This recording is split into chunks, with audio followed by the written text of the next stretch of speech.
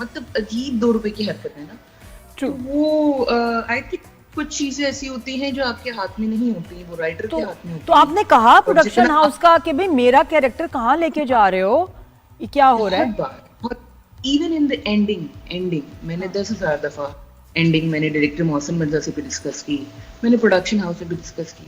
मैंने कहा मुझे कोई एंडिंग नजर नहीं आ रही अलीशा के कैरेक्टर की, इसका कोई कोई कंक्लूजन नहीं है अलीशा के कैरेक्टर का, कुछ तो होना मकफात हो रहा है तो वो भी थोड़ा स्पेसिफिक होना, या अगर ये किसी के साथ बुरा कर रही है या ये खुद भी ठीक हो रही है, कुछ कुछ कुछ तो होना चाहिए ना। तो उन्होंने कहा नहीं बस यही है, कंटेंट डिपार्टमेंट से यही आया है, यही है, यही तो आपको कौन सा लगा मोरा में, कौन से कैरेक्टर्स हैं जो 10 एपिसोड के बाद ना डैमेज होने शुरू हो गए रादर देन कि वो और अच्छे जाएं, क्योंकि 10 में आपने व्यूअरशिप पकड़ ली थी, ऐसे खौफनाक सीन्स थे, आई वाज ग्लूड, हमें कहीं मैंने पहले नहीं देखा कभी। और उसके बाद फिर कौन से कैरेक्टर्स, कौन से एक्टर्स आपको लगता है कि फिर वेस्ट हुए? सबसे पहले अरीशा का कैरेक्टर, क्योंकि 10 एपिसोड बाद वो कैरेक्टर नजर आना बंद हो गया। उस कैरेक्टर की कोई सीन्स नहीं थे, उस कैरेक्टर की अपनी कोई लाइफ नहीं थी, वो कैरेक्टर तो एक नॉर्मल बहू बन के रह गया। उसके बाद मीकाल भी मुझे लगता है कि बीच के बहुत सारे एपिसोड में सिर्फ एक फिलर कैरेक्टर था, ठीक है, वो हाँ अलीजे जैसा तुम बोलो, हाँ अलीजे जैसा तुम बोलो, हाँ अलीजे जैसा तुम बोलो। उसके बाद एंड में कहीं मिकाल के कैरेक्टर को थोड़ा उठाया गया कि वो उसको छोड़ देता है, फिर दोबारा उसके पास आता है, फिर अपने बच्चों से मिलता है, आई थिंक। और उसका बिजनेस बर्बाद हो जाना, ये भी सेंस नहीं, लेकिन मुझे एक चीज समझ नहीं आ रही इसमें कि मुझे आप लोगों को ज्यादा पता है कि ये क्या मतलब स्टोरी पहले नहीं लिखी जाती, या देखते हैं टीआरपी किसकी आ रही है, कौन पॉपुलर हो रहा है, उसका कैरेक्टर कम कर दो, इसका कम कर दो, ये तो स्टोरी सारी खराब हो जाएगी। एज अ व्यूअर मैं बात कर रहा हूँ। आप बिल्कुल ठीक कह रहे हैं, इस तरह से नहीं होता, लेकिन इस तरह से होता है कि अगर फॉर एग्जांपल 30 एपिसोड्स हैं तो वो ज़्यादा से ज़्यादा 20 लिखे हुए होते हैं। उसके बाद जब ड्रामा होने होता है तो फिर आप, ये मैं हर ड्रामे की कहानी नहीं बता रही, अच्छे प्रोजेक्ट इस तरह नहीं करते। जैसे हम बहुत सारे प्रोजेक्ट शूट कर रहे हैं तो वो ऑलरेडी सारी स्टोरी लिखी हुई है, और वो जब एक्टर को पता होता है ना कि मेरा ये ग्राफ है, मुझे इस तरह काम करना है, ये मेरे पास एक्टिंग मार्जिन है, तो एक्टर बहुत ज्यादा सेटिस्फाइड होता है। उसमें ऐसा नहीं था, उसमें ये था कि वो बाद में लिखी जा रही थी, और बाद में जब even the director, even Mohsin Mirza, मैं ये जरूर उनका नाम लेना चाहूंगी कि वो भी बहुत ज्यादा कंसर्न थे कि कुछ कैरेक्टर्स तो उन्होंने फेंक दिए। तो इसका मतलब पर्सनल डिसलाइक और लाइक का मामला भी है इसमें कि हो जाता है। आई डोंट नो, मुझे एक तो ये चीज से बड़ा इख्तलाफ है कि हमारे यहाँ ना एप्रिसिएशन की बहुत कमी है, बहुत ज्यादा कमी है। आपको पता है मुझे इस इंडस्ट्री में कम से कम 10 साल हो गए, लेकिन मुझे आज तक कोई रजिस्ट्रेशन नहीं मिली। हो सकता है मेरी गलती हो सकता है मैं उस लेवल से काम ना करती हूँ, लेकिन अगर आज भी मैं कोई प्रोजेक्ट करती हूँ ना तो मैं ये चीज नोट करती हूँ कि या तो हीरो हीरोइन की तारीफ हो रही होती है, या तो किसी ऐसे बंदे की तारीफ हो रही होती है जो बहुत ज्यादा काम किया हुआ हो या बहुत ज्यादा नामवर हो। इवन इन मोहरा मुझे बहुत, ऑडियंस को मैं नहीं कहूंगी, मेरी ऑडियंस बहुत प्यारी है, ऑडियंस। तो नमरा जो अवार्ड शो हुए थे इसमें क्या आपको इनवाइट नहीं किया गया था, या नॉमिनेशन तो दूर की बात है? आप इनवाइट करने की बात कर रहे हैं मुझे कहीं इनवाइट नहीं किया जाता। मैं आपकी बड़ी मेहरबानी, आपने मुझे शो पे बुला दिया। नहीं, इतनी जबरदस्त एक्ट्रेस है। मुझे लगता है ये you are a fantastic actor, you are a natural actor. Thank you so much. लेकिन मुझे क्या लगता है, क्या मिसिंग क्या है? तो आता है नादिया, उसमें भी मुझे मोहरा में मुझे किसी ने हाईलाइट नहीं किया कि यार Namra Shahid did a great job, या नम्रा शाहिद ने कोई अच्छा काम किया। इवन कल मेरा प्रोजेक्ट जो मोम्मा का 3rd एपिसोड ऑन हुआ है, तो समथिंग हॉट पे उसका फर्स्ट रिव्यू एपिसोड चला, उन्होंने अपना रिव्यू दिया। मुझे इतना दुख हुआ कि मैंने लिटरली आमना को मैसेज किया कि आमना ने कहा कि दैट गर्ल जिजीज helper, she did an amazing job. Sorry मैं उसका नाम भूल गई, हद हो गई है यार, आप रिव्यू लिखने बैठे हैं, ये जानबूझ के होता है, आप इसमें फिक्र ना किया करें, जानबूझ के होता है ये कि मैं सॉरी आप आवाम को रिव्यू देने बैठे हैं, आपके आगे डायरी खुली है, आप एक नाम लिख के नहीं रख सकते? इंटेंशनल होता है। Sorry I forgot the name. Why did you forgot the name भाई? Why did you forget the name? अच्छा नम्रा, मुझे एक बात बताएं। नहीं, आपकी बात बिल्कुल वैलिड है, मुझे एक बात बिल्कुल आपकी बात वैलिड है, उसका ख्याल रखना चाहिए, लेकिन आपका ये बिल्कुल बात सही है कि ये नाम पता होना चाहिए। प्रोजेक्ट में सबा कमर है and I completely respect that. She is an amazing artist, she is an amazing human being, और जिस तरह से वो कैरेक्टर में उतरती है वो कोई नहीं कर सकता। बट डिस्पाइट द फैक्ट कि उस प्रोजेक्ट में और लोग भी तो काम कर रहे हैं। बिल्कुल। पर अगर आपकी जिम्मेदारी है किसी प्रोजेक्ट का रिव्यू देना, तो at least write their name on a piece of paper. तो अगर आप भूले ना, और अगर आप किसी का रिव्यू दे रहे हैं तो ये वाला रिव्यू कि वो उसने हाँ ठीक और किया, उसमें आपके बहुत ज्यादा सीन्स हैं। मैं तुम जितने सबा के सीन्स हैं उतने ही तुम्हारे सीन्स हैं। बिल्कुल ऐसा बहुत ज्यादा। और आप हमारे साथ वो जो बने हुए हैं जो, अच्छा वो हस्बैंड है क्या? Hasan is his name if I am not wrong. है। जो साथ में वो हस्बैंड है, ये मैंने कहा पूछूं, वो क्लियर नहीं हुआ। ये आशिक है। हाँ जी। तो ये सबा को पता है कि सेटिंग क्या चल रही है? हैं? उसको पता है कि आप लोग कहाँ रहते हैं? क्या क्वार्टर की कमी है? क्वार्टर की कमी है। बेसिकली वो सर्वेंट क्वार्टर है और हम दोनों आशिक और हम दोनों मियाँ बीवी ही हैं। आगे बहुत सारी चीजें इस ड्रामे में खुलनी है और आनी है, और कोई ऐसे फ्लैशबैक्स भी लगने हैं जिसमें शादी वगैरह भी दिखाएंगे। लेकिन ये है कि जो एक चीज जिसने सब पे सवाल क्रिएट किया है ना, कि ये दोनों अलग अलग बेड्स पे सो रहे हैं, अगर ये मेरी है तो मैं इसको अभी फिलहाल मतलब हाँ, जो आप समझ रहे हैं वो भी ठीक है, जो आप समझ रहे हैं वो भी ठीक है। अच्छा, मुझे बताएं कि आप स्ट्रॉन्ग नर्व्स हैं आपके? तो अच्छी बात है। और ये भी तो एक फिर मुअम्मा है ना, ये भी तो एक पजल है कि क्यों वो ये कहते रहा कि जो आप। अच्छा मुझे बताएं, आपके स्ट्रॉन्ग नर्व्स हैं या आपको कोई डांटे सेट पर तो आप रो जाती हैं? कभी ऐसा वाकया हुआ कोई कि किसी डायरेक्टर ने कुछ कह दिया हो और आप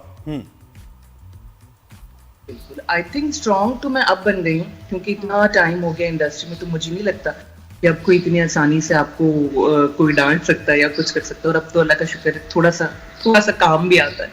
लेकिन ये है कि पहले ऐसा होता था कि जब मैं न्यू थी और मैं इंडस्ट्री में आई थी और मैं कभी कोई लेट हो जाती थी, या मैं कभी एक्टिंग सही नहीं करती थी, या मैं परफॉर्म सही नहीं कर पाती थी, या मैं अपनी क्यूज भूलती थी, तो मुझे बहुत डांट पड़ती थी और मैं उतना ही रोती थी। और अगर डांट नहीं भी पड़ती थी ना तो भी मुझे रोना आ जाया करता था। तो ऑफ कोर्स बिगनिंग तो इजी नहीं होती किसी के लिए भी। ऐसा लगता था हम जूनियर्स और हमारी रैगिंग चल रही है। तो नम्रा क्या लगता है कि ये कभी ऐसा हुआ कि आपको कि यार मैं किस फील्ड में आगे बड़ा मुश्किल है, सोशल मीडिया का प्रेशर हो या पीआर में आपको लगता है कि मतलब पता नहीं क्या लोग एक्सपेक्ट करते हैं, कितना आपको सोशल होना चाहिए, मिलना मिलाना चाहिए, ये क्या ऐसी चीजें हैं जो आपको लगता है कि बड़ा मुश्किल है एंड यू एवर थॉट कि भाई मैं क्विट कर जाऊं, मैं मुझे काम नहीं करना? बहुत बार जैसे भी मैंने आपको कहा कि लैक ऑफ एप्रिसिएशन की वजह से तो हर बार ये दिल किया कि यार बस ये आखिरी ड्रामा है, इसके बाद काम नहीं करना। कोई नहीं करता, क्योंकि देखिए हमारे यहाँ प्रॉब्लम ये है कि being an artist it's very important कि जो आपके क्रिटिक्स हैं ना वो आपको पहचाने, वो आपको जाने, वो आपका नाम लें, वो मैं कहती हूँ अच्छा हो या बुरा आपके बारे में एटलीस्ट बात करें। और अगर आप इतने इंपॉर्टेंट कैरेक्टर्स कर रहे हैं तो तब तो उनका बात करना बहुत ज़रूरी है। दूसरी चीज़ ये है कि ऑफ कोर्स एक ये जो पीआर और सोशल मीडिया का जो प्रेशर है ना ये बहुत बढ़ता जा रहा है दिन ब दिन। आजकल तो इन्फ्लुएंसर और टिकटॉकर और जो ये लोग जो नंबर्स की खिलाड़ी हैं वो इतनी तेज़ी से आगे आ रहे हैं कि आप सेट्स पे जाके हैरान हो जाते हैं कि भाई she is doing that character why, क्योंकि भी she is a big influencer, she is a big TikToker, तो हमारे नंबर ज्यादा आएंगे। आजकल इतना बनता जा रहा है। और क्योंकि वही वाली बात, एक नोन फेस होता है, एक ऐसा फेस होता है जिसका नाम थोड़ा सा फेमस होता है, तो आप उसको लाके आप सेट पे खड़ा कर देते, चाहे उसको एक्टिंग आए या ना आए, चाहे उसको उस कैरेक्टर का वर्थ इट हो या ना हो, लेकिन आप ये प्रेफर कि यार इसके नंबर्स हैं तो इसे होना चाहिए सोशल मीडिया पे। Exactly. ये भी एक बहुत बड़ा प्रेशर है। अभी मैं देख रही थी कि ब्राइडल कटियोर वीक हो रहा था, बिल्कुल, और उसका इतना मजाक उड़ाया गया क्योंकि आपने वो काम ऐसे लोगों के हाथ में दे दिया जो लोग ये काम डिजर्व नहीं करते। अब देखो ना ये आप जो ये जितने भी रैंप वॉक्स हैं उसमें मॉडल्स के वही पहले तो उनकी शिकायत है ना कि हमारा काम हाईजैक करके दे दिया टीवी एक्टर्स को नहीं, जिनको उसके वॉक अलावा भी- नहीं आती है, ठीक है, और टीवी एक्टर से अब हाईजैक करके दे दिया इन्फ्लुएंसर्स को, कर लो बात। इसके अलावा भी नादिया देखिए, मैं टीवी एक्टर हूँ ना, आप टीवी एक्टर हैं, आपने अगर किसी ब्रांड की वॉक करनी है ना, तो हम दोनों का नाम स्टेज पे लगा हुआ है, ब्रांड तो है जी, नादिया खान वॉक कर रही है, तो नादिया खान को पता है कि यार मैं अपना ये काम कर रही हूँ, तो I have to look perfect, I have to be there, I have to be on time, I have to take care of this, कि दिस इज माई रिस्पॉन्सिबिलिटी कि मैं इस चीज को कैसे लेके चल रही हूँ। टिकटॉकर और इन्फ्लुएंसर का ऐसा कुछ नहीं है, उन्होंने उनको पैसे मिल गए, हाँ उन्होंने जी, कर दिया, लेकिन उनका तो है सोशल मीडिया, और- वो करना उन्हें वही काम। उसके बाद उन्होंने सोशल मीडिया पे आके माफी मांग लेनी है कि यार वो सॉरी, वो यूं हो गया था, वो हो गया था, उनको इस पे भी व्यूज मिल जाएंगे।